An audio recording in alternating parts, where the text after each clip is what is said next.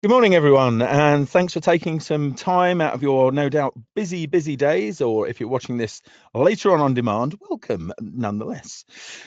My name is Tony Harmer, and you may have seen me in a few different places: LinkedIn, lynda.com, and of course, my time at Adobe. Just before we roll, and while I'm actually just talking about what we're going to do today, I've got a small poll that we're just going to pop up on screen for you now. I'd just be interested to find out what your current job role is. So if I just bring that up onto the main screen here. So it's always difficult these days to determine if people define themselves as a designer or if they want to go to a specialism, if they want to be like a UX or call themselves UX designer or UXD or a user experience designer or experience designer or just a plain graphic designer or so on. So you can see their production artwork. Oh, you might call yourself a layout artist and so on. So those things. Let me just pop my face on screen as well for you just for a moment as well, just so you can see me. Morning. There you go. See, lovely. Super. And I'll stop that in just a second so you can carry on with the poll. So if you want to play along with that, then do so. It's not compulsory. It's entirely up to you if you want to, and I'm not too worried if we don't get any response on there at all, actually, so it's not a big deal. So yeah, there's a few different ways you can connect with me. So on Behance, Harmer, I don't get to add too much to Behance, but it's worth going to. On Twitter and Instagram, at Tony Harmer. On YouTube, my channel, The Design Ninja, and there is a Facebook page and group, and you can start your journey to that at facebook.com/The Design Ninja. So here today to run through a few workflow and productivity tips for Illustrator and possibly for InDesign and for Photoshop and XD, and we'll see how we go on for time. Some of the things you might be aware of already, some hopefully will come as surprises. So the first thing that may be a surprise is the thing you're seeing on screen right now is actually from Illustrator. So it's Illustrator running itself. And if I hit the escape key here, you'll see that I'm actually using the presentation mode of Illustrator to share this content with you, which is very handy. Brand new mode added down here in the view modes of the toolbar. And this illustration here started out in Illustrator Draw and then came across into Illustrator. And if I just show you the vectors for a moment, so if I just swap out to the vectors, you can see that one's quite busy. Illustrator Draw is a fantastic companion to Illustrator that you can use on a tablet and on your phone to get work started. And this one actually began and ended on the iPad and then just came in for optimization into Illustrator, because otherwise 100% drawn on the tablet. Okay, so I can actually get rid of that now, and we can get started with some productivity focused stuff here. And I'm going to begin in Illustrator where I'm creating some icons. Okay, so this is how I work, and this is one of the ways that I can show you can accelerate what you're doing. So I have a master artboard at the top here that has an icon layout grid on it. And if I just zoom into that for your viewing comfort, and actually I'm just going to start mouse pose A here, because this will help me to actually highlight parts of the screen if that becomes necessary. So for example, if I need to track around to different places, then I can do that as well. So I'll just get that away for the moment. So this artboard got a layout grid on it, so I can establish fine proportion with it and an icon just here. If I zoom out to all three artboards that I have here, okay, so if I come out to that, this is how I work when I'm generating icons like this. Rather than having this grid on every single artboard, I kind of work on one drawing artboard, and then I switch to the artboard tool. A shortcut for that is Shift O, like so. You can see this artboard is called Drawing Grid. You might be able to see that there or up at the top in the options bar just here as well, or over in the properties panel.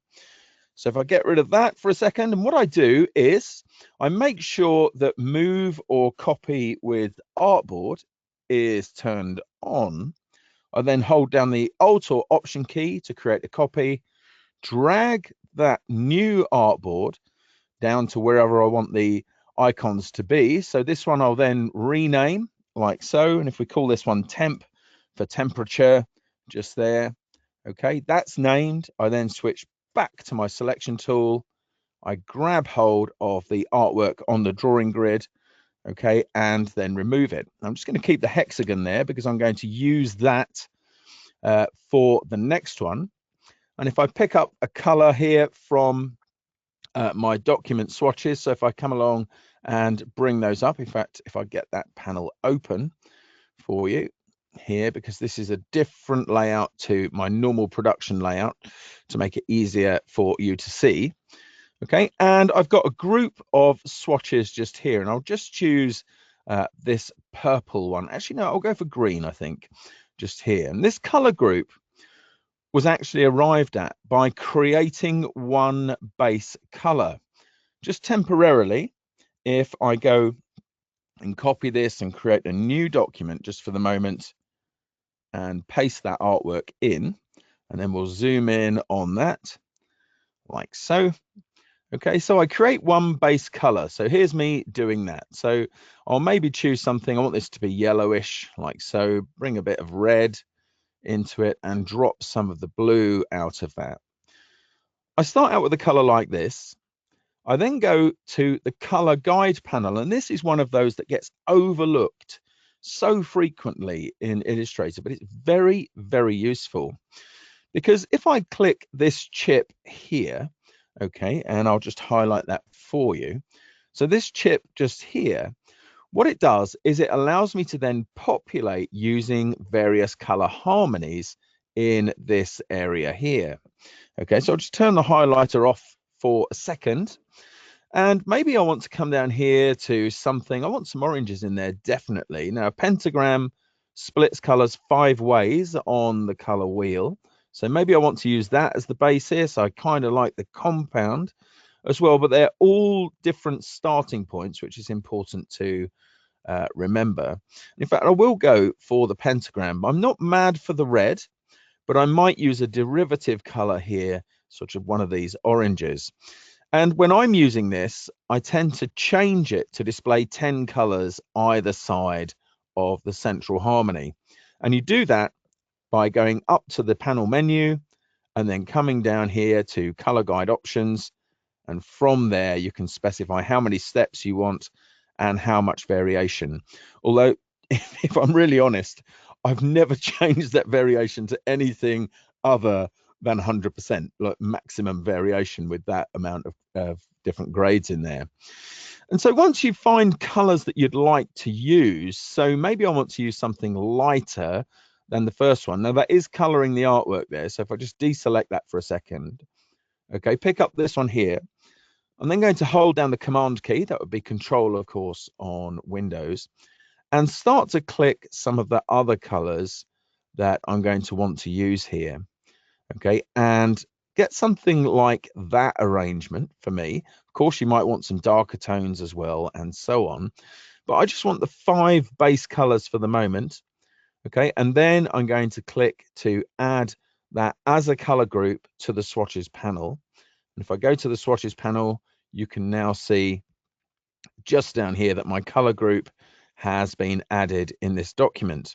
I do want to make a slight modification of that red. It's not exactly where I want it to be. I want it to be a bit more orangey, like so, which is fine. You can do that. You can modify as you want to, but of course you've got a leg up, so to speak, on getting that sorted out just there. Okay, I'll remove that piece of artwork from there just for the moment and go back to the icons here. Okay, so what I might do then, once I've got this, here I want to draw a compass. So let's draw in, or compass needles at any rate. I'm going to draw that artwork in here. So I'm going to come along and then just get my ellipse tool by tapping L on my keyboard. I'm going to come to the center here when it says intersect, my smart guides. are on, which you toggle by using Command U or Control U. I'm going to draw from the center outwards. So I'm holding down the Alt key on my Mac, Option key rather on my Mac. That would be Alt on Windows, and Shift combined to get a regular shape from the center outwards. I'm going to around about just under halfway of the size that I've currently got there. And this one's going to have a solid fill. Okay, and I'm going to choose that from my swatches. I'll choose the orange here just for the moment, or maybe actually the red would work quite well there. I'll go for a slightly deeper red. And then I'm going to need to draw my needles. So what I'll do with that is I'll start out with the rectangle tool. So I'll deselect everything here, and I've got my rectangle tool selected. And then I'm going to draw a square from the center outwards like so. Now, once I've got that square, which I'm going to modify the color to a very, very light gray, okay, I'm going to hover over one of the corners, rotate that around, and then hold down Shift to lock it to a 45-degree increment. I'm then going to tap A on my keyboard to get the direct selection tool, and I'm going to click on the two side points here. So this one over here on the left, hold down Shift and get the point on the right. I'll then tap S to get the scale tool, and I'll hit return because that gives me the scale dialog just here. If I turn on preview, I can then roll down the scale here. So I'm just dragging on my trackpad across here to roll this down like so. So I'm just scaling those 2 points just there. Quite happy with that. So I'll hit OK, and that's done. I'm just going to move that backwards one in the stacking order just here. Okay, so I've got those two things together like so. Now I might want to separate those out, but just for speed and whatever at the moment, I'll leave those two as they are. So here's your next time-saving tip, right? Okay, so what you want to do sometimes when you're creating bits of artwork like this, in fact, if I just copy this artwork and go back to my blank document just here, creating symbols makes tons and tons of sense. But what people quite often miss is that they have the ability to create dynamic symbols. Now, let me show you what that means. I'm going to create two separate instances here of this artwork, and to separate them, I'm just going to choose a different color, okay, for each one.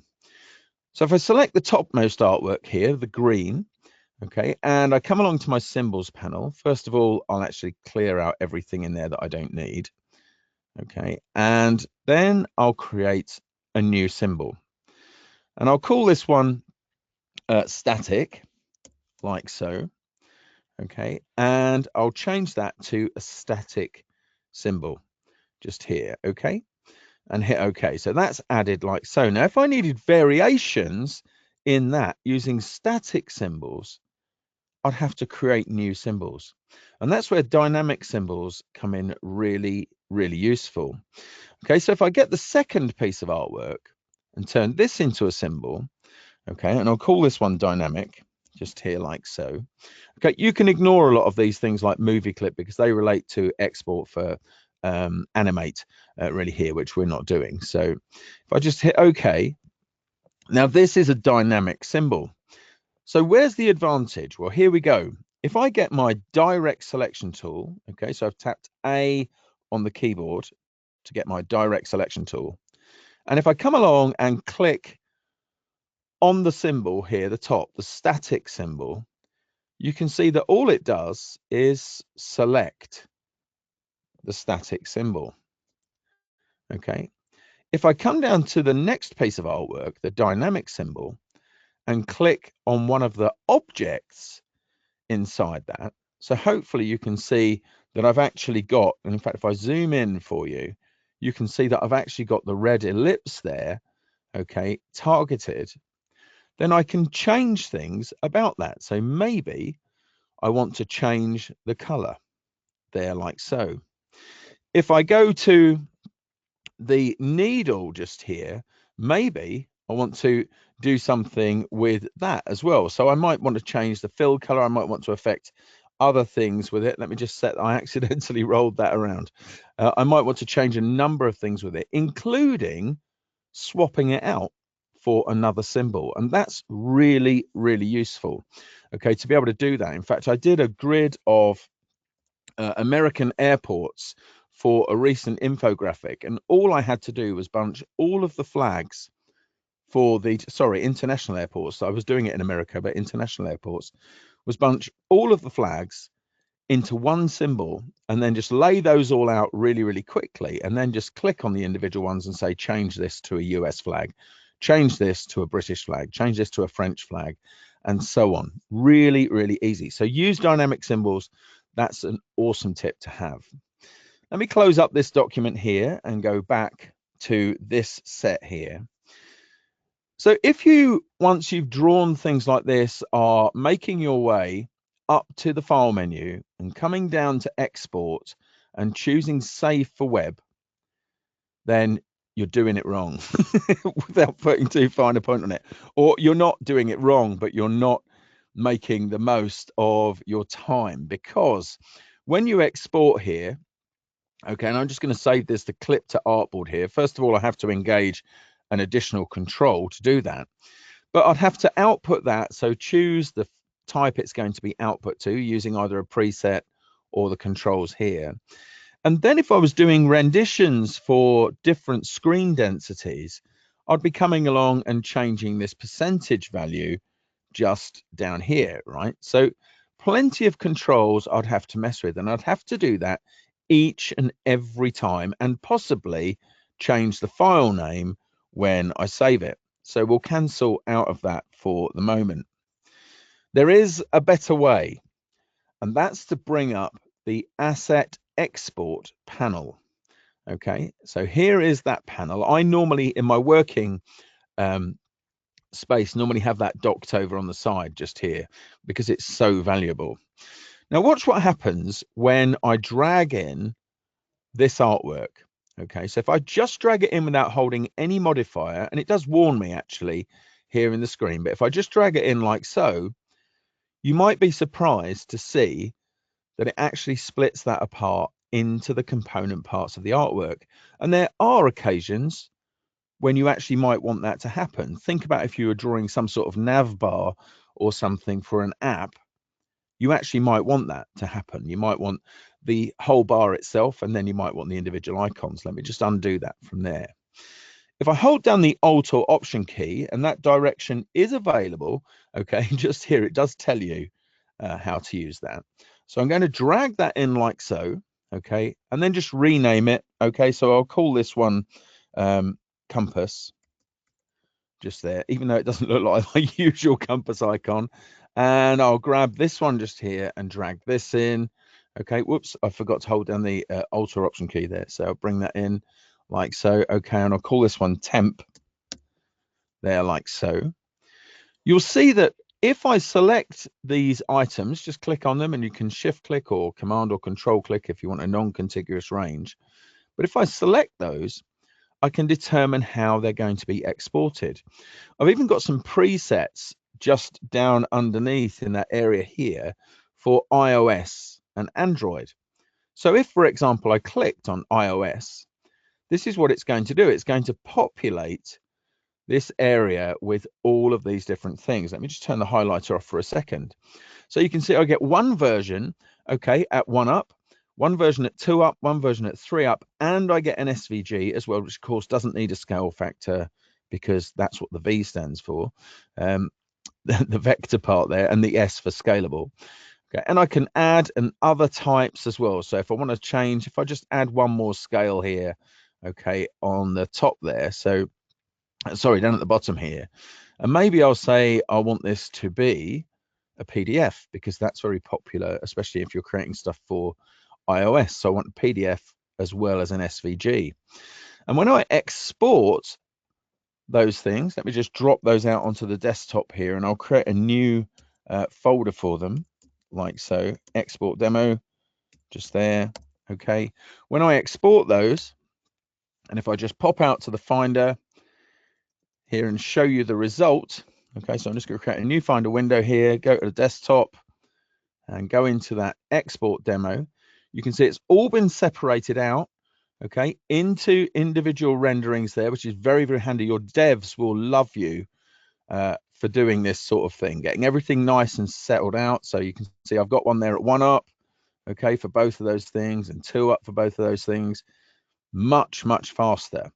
Not only that, okay, but if the artwork changes, okay, so let's just say I decided that green was a poor choice for that background, or that particular green probably was a poor choice, and change it. Can you see how it changes in the asset export panel at the top there? Just like so, bang, there you are, done. That is way, way, way faster, okay, than it is to keep going backwards and forwards from there.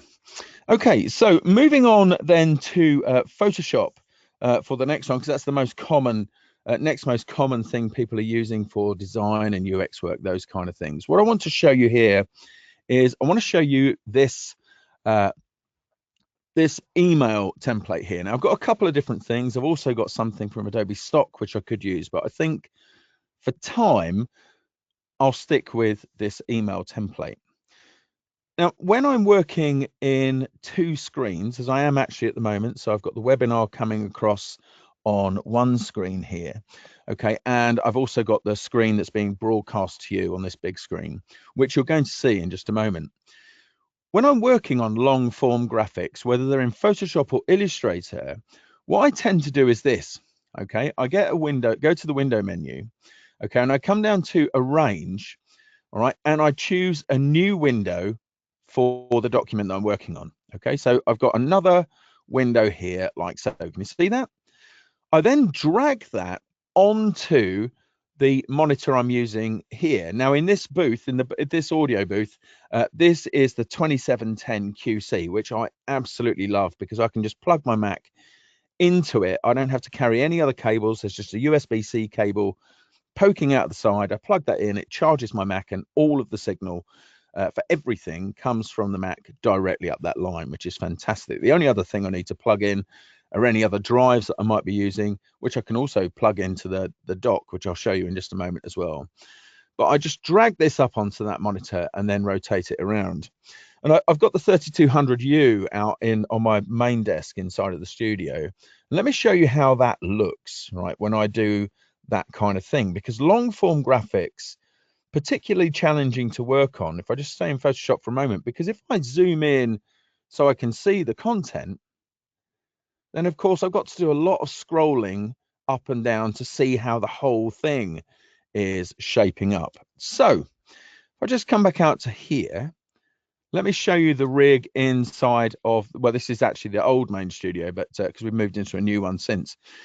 But there's my Wacom Cintiq that I'm working on, and you can see that I'm working in a detailed corner just there on this graphic. In fact, the cursor's right here on that, so down here.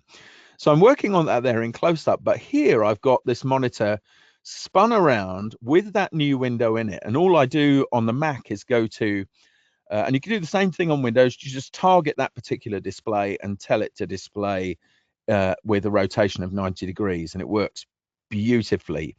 So I'm kind of working on the areas here that I want to work on, but all I need to do is glance to the left and I can see exactly how that long form graphic is working.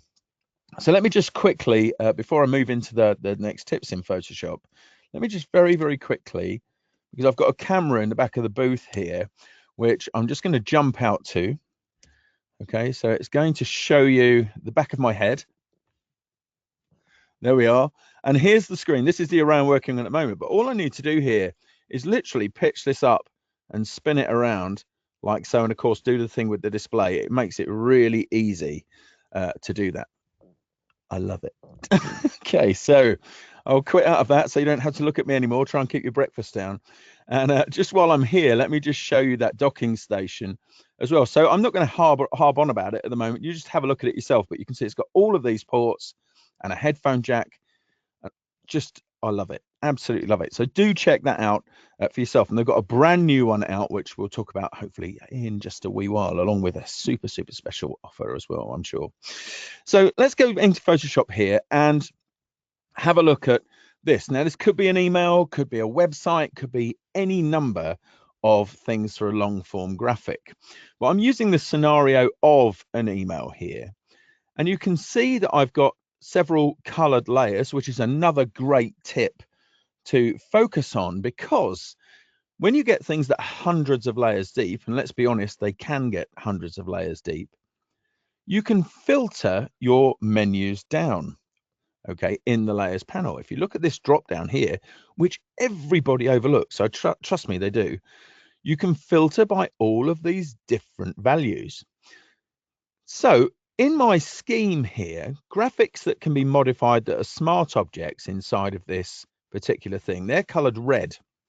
So what I'm going to do is not go to smart object, because I might have other smart objects doing other things. I'll go to color just here, okay, and then I can choose the colors I'd like to see. And if I choose red, you can see that it's just temporarily hidden all of the other layers. If I go to orange, yeah, then you can see the ones there. They're buttons that are colored orange in my scheme. And it's a good idea to work out a display scheme for these things thinking forward. And when you want to turn that off, you just hit the toggle over here.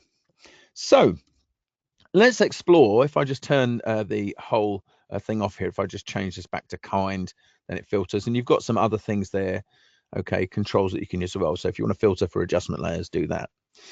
So with my selection tool, move tool here targeted, and I've got auto select switched on, okay, at the top of the screen. Sometimes you want that, sometimes you don't.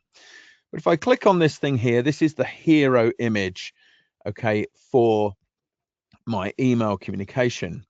And I'm going to come along and double click on the thumbnail, okay, for that, which takes me into that smart object, okay.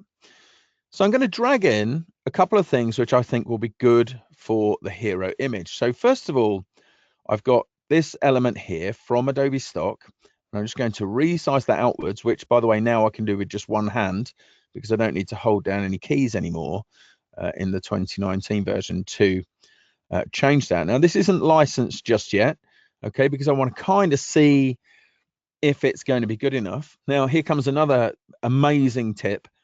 Maybe I don't want this figure in here. So how do I get rid of it? Now, you might think, well, I'm going to create a new layer and I'm going to move that person up onto it. And you might do that. I won't. It's a massive waste of time for me. What I'm going to do instead on this, which is a smart object, is I'm going to engage the camera raw filter, which is, anybody who knows me knows I love this filter.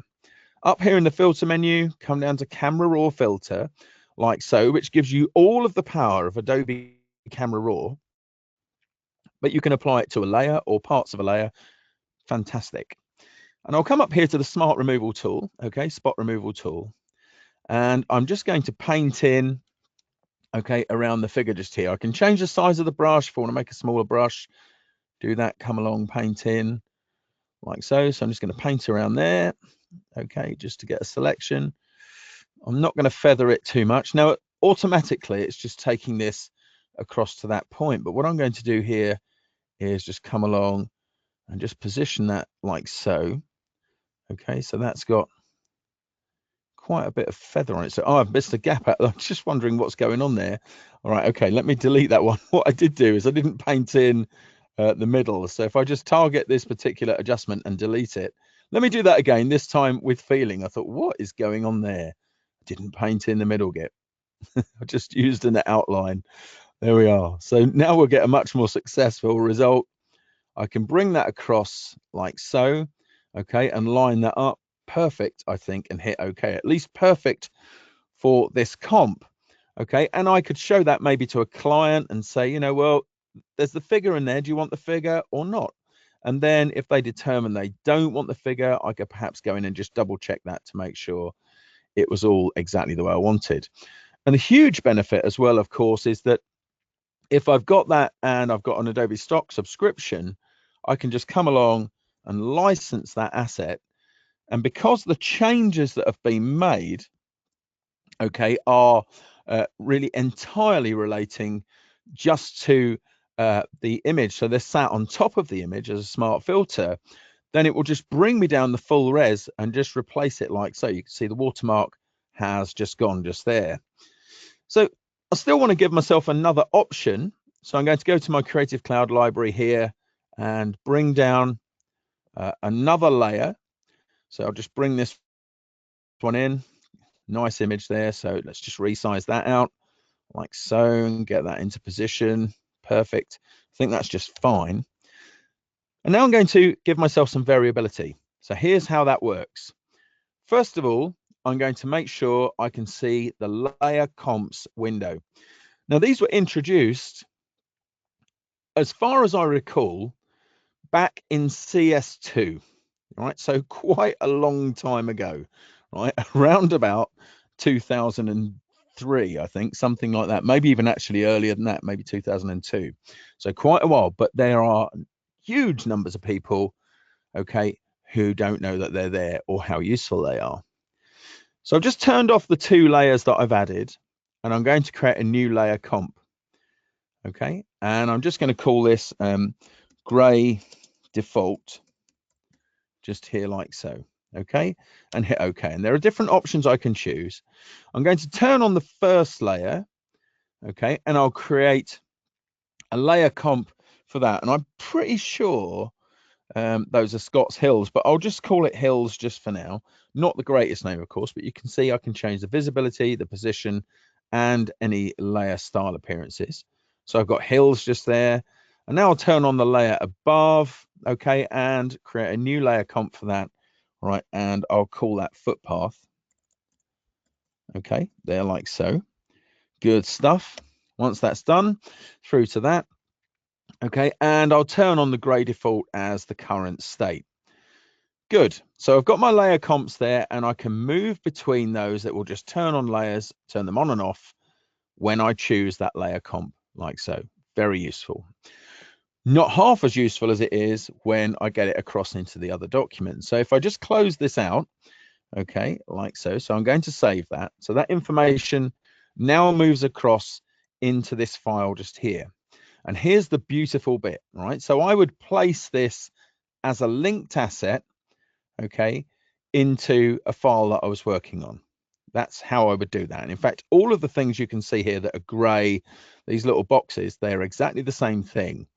So I can get that, come along to my properties, and you can see I've got a layers comp drop down here, and I'll choose hills, and that changes like so. And I'll choose footpath, and it changes like so. And in fact, if I work through some of these different linked assets here, right, so I could choose the last document state for that. In fact, these ones I haven't completed, but the ones down at the bottom I have, and these are all various different products. So I've got a Scout backpack there, okay, a Ranger backpack just here. These are just made up names, by the way. It's not the real name of the product, but you can see how easy it is for me to change these things around. And basically what I've got there is one Photoshop document that has all of those in as layer comps. Okay, and then I can just change them around like so. Really easy, really, really nice to do. Okay, and what's even better about this is that Photoshop has its own version of asset export, which is awesome. So you can export things in all your renditions, like so if you want to. Not only that, although I won't get time to show it today, you've got the option to actually join this, connect it with Dreamweaver. So if you're using Dreamweaver, and then you simply use the extract panel in Dreamweaver and drag these layers into your layout, and it saves you a version of those. So that's an awesome thing to have. While I'm here as well on this, let me just show you one of the things people do. I see them doing a lot is bringing in rulers like so to set up proportions. So they go like this for horizontal rulers. They go up to the top and drag down. Then they go across to the left and drag things in like so. Let me just undo the addition of those two things there. Just so you know, if you want to drag in from the nearest ruler, you can, and all you need to do to change the direction is hold down the Alt or Option key. Okay, so it just changes like so. So do that.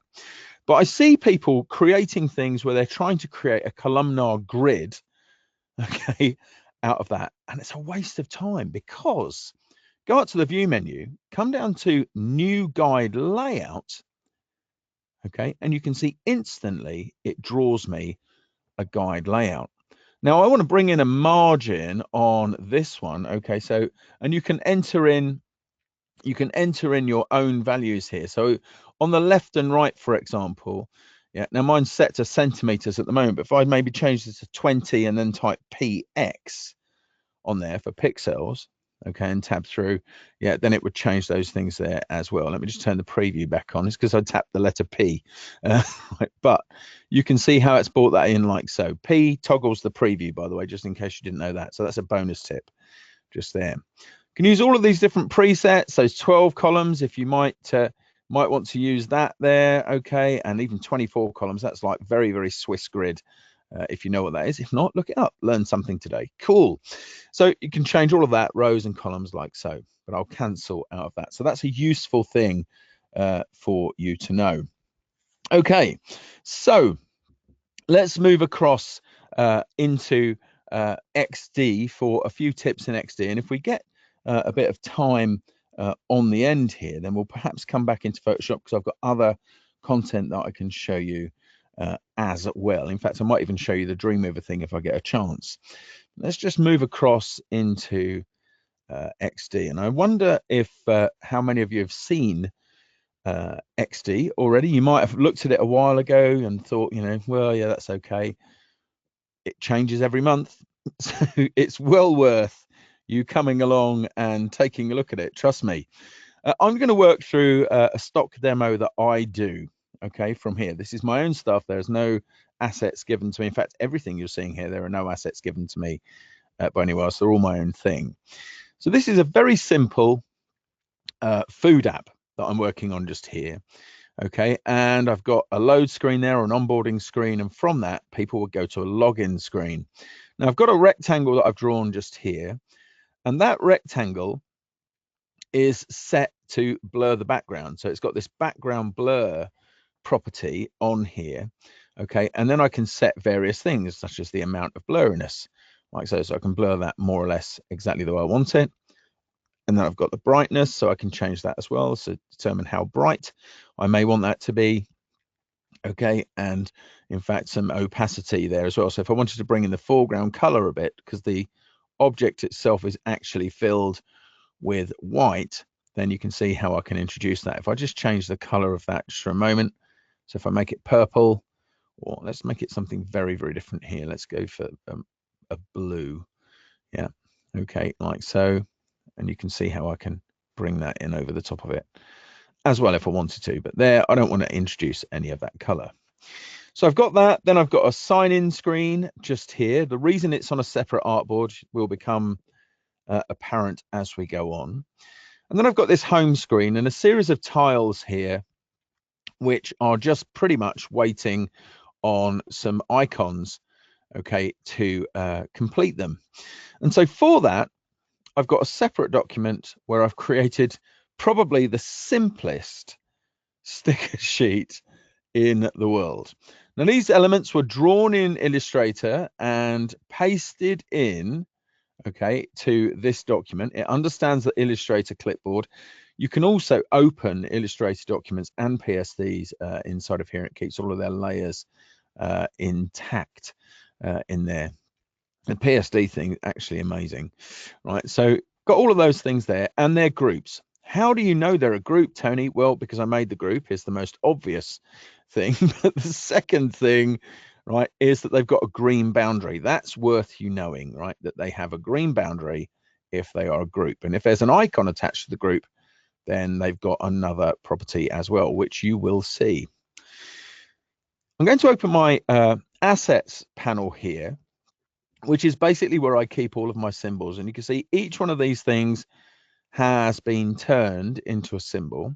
I'll just create another very, very basic symbol for you. So if I just said, right, this is the artwork I'm going to use here. In fact, let me make it slightly richer than that.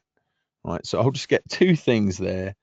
Okay, and I'll turn them into a Boolean. So I've got this area just at the top of the screen here where I can create Booleans. Great thing is, just like shapes mode in Illustrator, these stay live for their entire duration. So if I needed to get in there and do something, I'll just double click, move that around. There you go. Let's go with that. Okay, and then just come out, and there you are. There's my Boolean.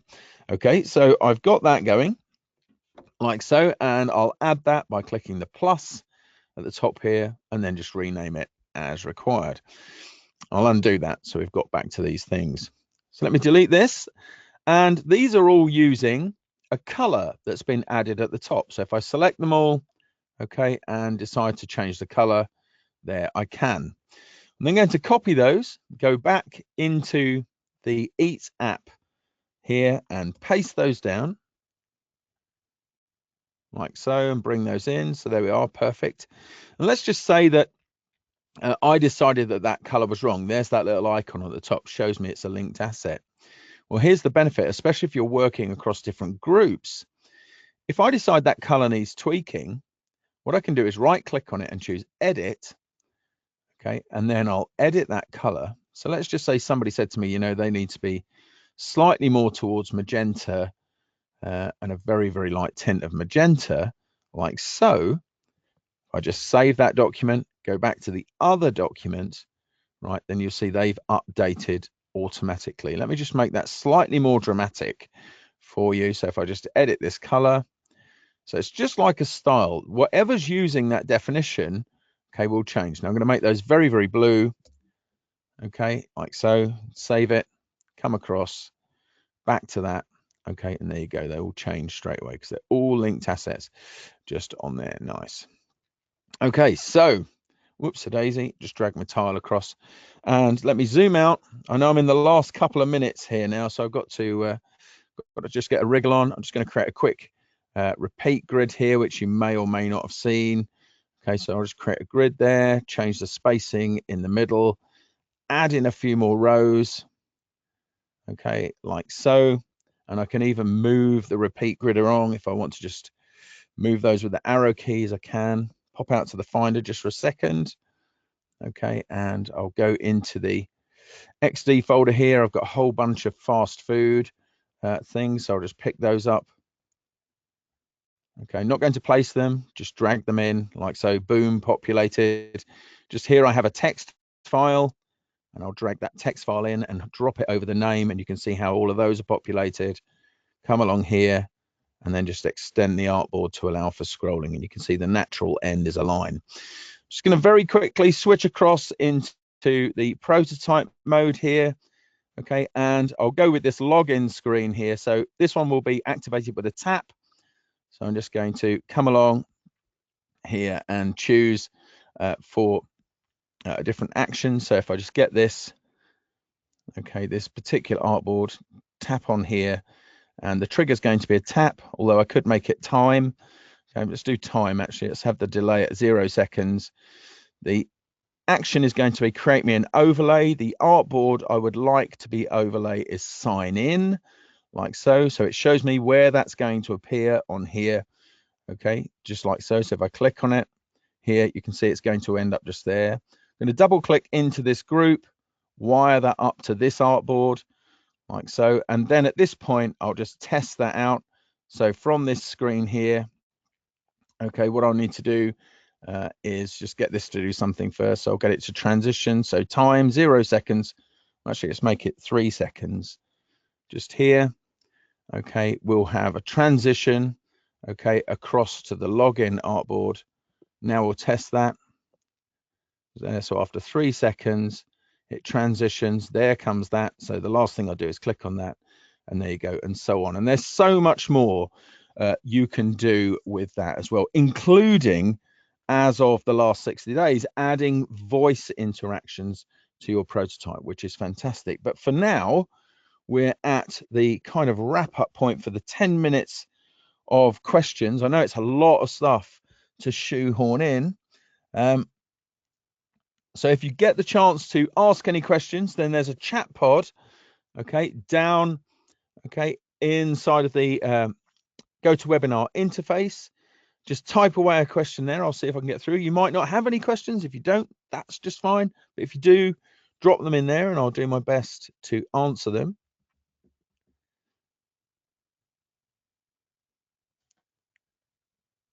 Okay, so let me just bring another thing out onto screen here.